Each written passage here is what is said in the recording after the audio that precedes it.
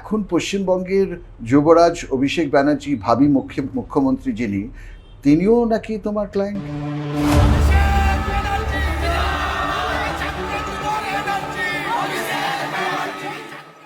আচ্ছা, ব্যাপারটা এটা তুমি জানলে কি আমি জানি না, যেহেতু রাজনৈতিক নেতা এরা, এদের প্রেডিকশনটা বাইরে বার করার নিয়ম নেই আমাদের।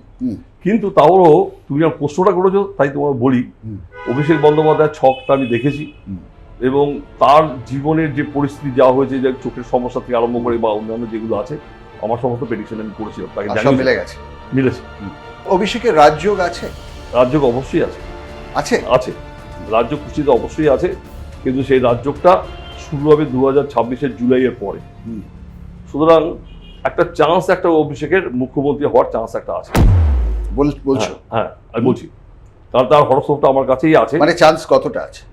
মোটামুটি তো 60% আছে রয়েছে। আর এই 40%কে কাটানোর জন্য যেটা তুমি বলছিলে আন্টি স্টোনস পড়া উচিত, সেগুলো রেকমেন্ড করেছো? রেকমেন্ড করেছি, কিন্তু পড়েছি আমি জানি না, আমি আসলে জিজ্ঞাসা করিনি, কারণ সেটা তাতে পার্সোনাল ব্যাপার।